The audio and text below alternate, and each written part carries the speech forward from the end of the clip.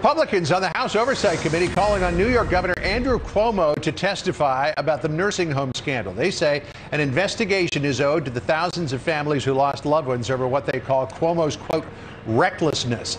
Let's bring in Kentucky Congressman James Comer. He is the top Republican on the House Oversight Committee. Congressman Comer, Governor Cuomo insists that he did nothing wrong, that he followed the guidelines of the CDC and CMS on nursing homes, that all of the deaths were reported. What are you looking for here with an investigation?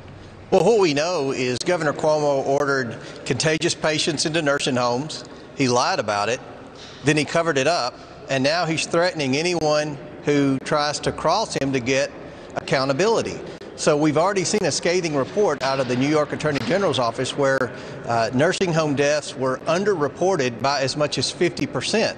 So what the Oversight Committee wants is we want the truth. We want to know exactly how many deaths occurred at the nursing homes. We want to know what possessed Governor Cuomo to have this strategy with the contagious patients, and we want to make sure that this never happens again.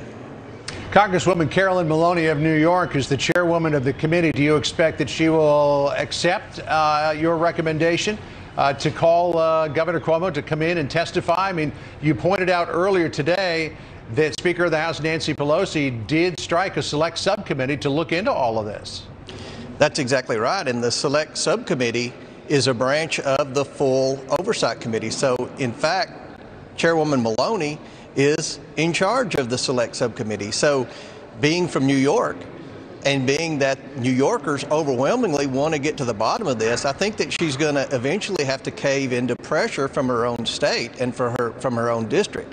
She's not been very good about taking our advice on hearings. She's still very obsessed with the Trump administration, but being that this is in New York and she represents New York City, I'm pretty confident that eventually she's going to ask Governor Cuomo to deliver some answers. She may not go as far as the subpoena that I've requested, but I think that she's going to want to try to at least publicly look like she's trying to get to the bottom of this. And certainly there are some Democrats on the state level there in New York who are eager for an investigation. Your colleagues on the House Homeland Security Committee are asking FBI Director Christopher Wray to come in and give a briefing on what the FBI knew about Eric Swalwell and his connection/relationship with this Chinese woman, Feng Feng, who was alleged to be a Chinese spy.